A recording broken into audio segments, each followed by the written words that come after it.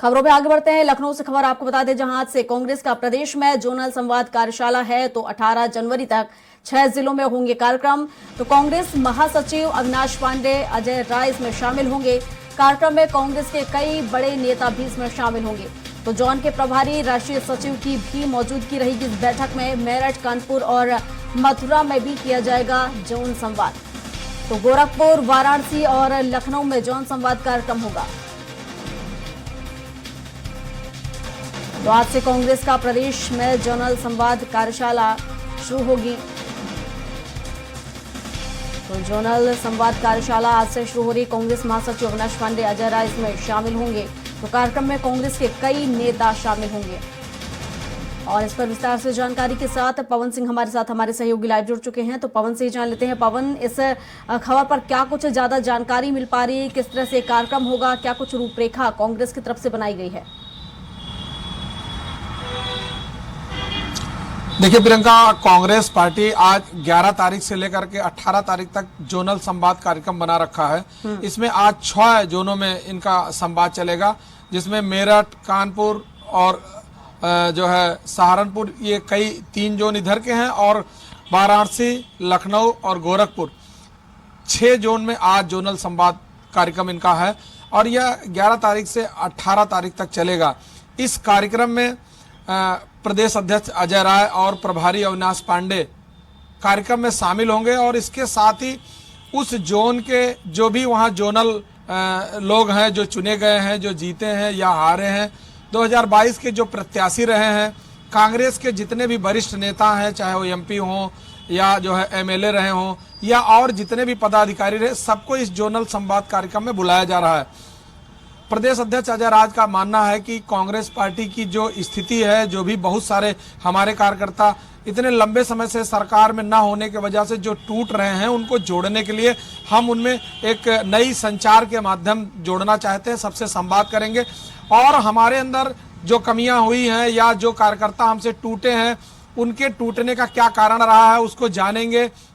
और उनका मानना है कि हम मेरठ से इस बार 2024 का जो पार्लियामेंट्री चुनाव है उसका आगाज करेंगे, वहीं से हम उसमें संवाद करेंगे और लोगों से यह जानकारी चाहेंगे कि क्या कारण रहा जो कांग्रेस से लोग दूर हुए हैं। क्योंकि कांग्रेस बहुत जमाने से, करीब 30 से ज़्यादा साल हो चुके हैं जो उत्तर प्रदेश में सरकार से बाहर है। राष्ट्रीय लेवल पर भरे इसकी सरकार हो, लेकिन उत्तर प्रदेश इतना बड़ा राज्य है, जो पूरे देश में सबसे बड़ा राज्य उत्तर प्रदेश है। इसकी सहभागिता हमेशा केंद्र सरकार में सरकार बनाई है। तो उसको देखते हुए इस बार प्रदेश अध्यक्ष और प्रदेश प्रभारी अविनाश पांडे ने पूरे प्रदेश की एक रूपरेखा तय करी है। उस रूपरेखा के तहत कांग्रेस के जो भी कार्यकर्ता इस समय टूटे हुए हैं, उन कार्यकर्ताओं को जोड़ने के लिए हर संभव प्रयास करेंगे और वह यह जानना चाहेंगे कि इनके क्या कारण है और उनको जो कमियां उसको दूर करेंगे। और जो इनके पुराने कार्यकर्ता रहे हैं, जो पुराने कांग्रेसी रहे हैं, उनको जोड़ करके और कांग्रेस में नया जान फूंकने का काम करने की कोशिश करेंगे।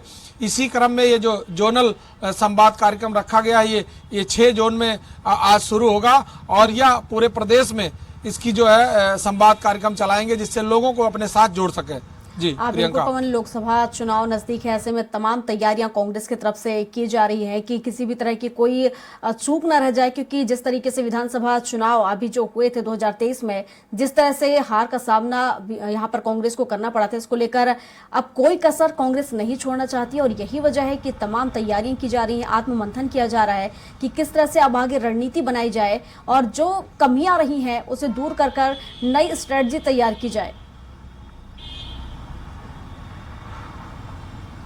सबसे बड़ी बात है कि यहाँ पूरे प्रदेश की जो स्थिति है, वो कांग्रेस के बहुत सारे कार्यकर्ता सरकार में न होने की वजह से जो टूटे थे, उसके पीछे बहुत बड़ा कारण था। क्योंकि यहाँ पर जो भी कार्यकर्ता या जो प्रदेश अध्यक्ष बनाए जा रहे थे, सरकार न होने की वजह से संवाद कार्यक्रम बहुत कम हो पा रहा था।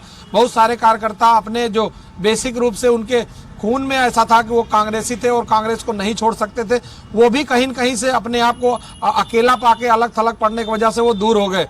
अब नए प्रदेश अध्यक्ष और प्रदेश प्रभारी पूरी तरह से प्रदेश में जान फूंकने का काम कर रहे हैं। क्योंकि इस बार पूरे प्रदेश में मात्र 1 सीट है वो सांसदी का। अब कांग्रेस की जो रीढ़ है, कांग्रेस का जो बेस है, वो पूरी तरह से टूट चुका है उत्तर प्रदेश में। अब उसको किस तरह से ये हैंडल करेंगे, किस तरह से उसमें जान फूकेंगे कि जो वोट है उसको कन्वर्ट कर पाएंगे। क्योंकि अभी जो गठबंधन चल रहा है विपक्षियों का, उस गठबंधन का भी कोई रास्ता साफ नहीं हो पाया।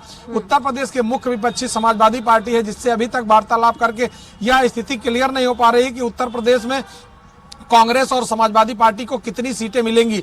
यह संवाद कई बार हो चुका है, इसकी बैठक भी कई बार हो चुकी है, लेकिन अभी तक पूरी तरह से मामला साफ नहीं हो पा रहा है। क्योंकि उत्तर प्रदेश की जो मुख्य विपक्षी पार्टी है उसमें समाजवादी पार्टी सबसे मेन पार्टी है, और समाजवादी पार्टी अगर कांग्रेस के साथ मिलती है तो शायद कुछ स्थितियां परिवर्तित हों। क्योंकि जितनी पार्टियां हैं प्रदेश की, वो सारी पार्टियां कांग्रेस के साथ मिलकर बीजेपी को हराने का पूरा प्रयास करेंगे। लेकिन जिस तरीके से आपने बताया कि अब सीटों का जो बंटवारा है उसको लेकर कहीं ना कहीं असमंजस बना हुआ है, क्योंकि जैसे कांग्रेस ने साफ कर दिया है कि वो 80 सीटों पर अपने चुनाव लड़ेगी, लेकिन वहीं अगर हम देखें इंडी गठबंधन में यहाँ पर अब तक ये तस्वीरें साफ नहीं हो पा रही हैं कि किस पार्टी को आखिर कितनी सीटें यहाँ पर दी जाएंगी।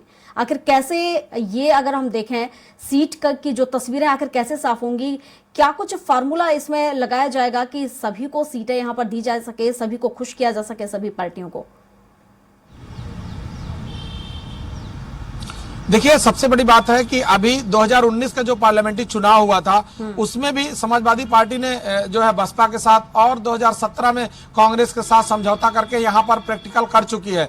लेकिन अभी मौजूदा स्थिति 2024 की इस तरह से सामने आ रही कि बहुत सारी पार्टियां हैं जो कांग्रेस के साथ जुड़ के और भारतीय जनता पार्टी को शिकस्त देने के लिए तैयारी बना रही है। क्योंकि जो उत्तर प्रदेश का सिनेरियो है वो काफी अलग है। यहाँ पर जो है भारतीय जनता पार्टी की जो मुख्य विपक्षी दल है वो समाजवादी पार्टी और बसपा है। लेकिन अगर कांग्रेस इन दोनों पार्टियों को साथ लेके चलती है तो शायद इन लोगों में सीट बंटवारे को लेकर के अभी तक जिस तरह मामला साफ नहीं हुआ है, वो हर क्षेत्र में यही बात सामने आएगी, चाहे वो समाजवादी पार्टी हो, चाहे बसपा हो, चाहे कांग्रेस हो।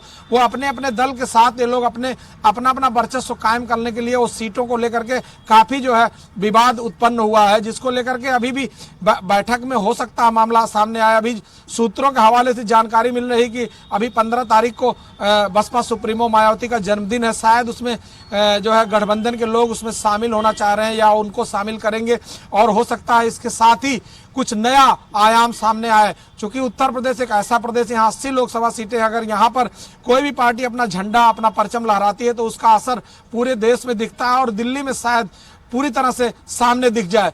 इन सभी चीजों को देखते हुए अभी कांग्रेस पूरी तरह से मामला साफ नहीं कर पा रही है, और यहाँ पर जो भी विपक्षी दल है उनको बैठ के अगर ये मामला सामने आएगा तो अगर सीटों को बंटवारे को लेकर के सामंजस्य बैठता है तो उत्तर प्रदेश में कांग्रेस अपने आप को सर्वाइव करने में सक्षम हो पाएगी।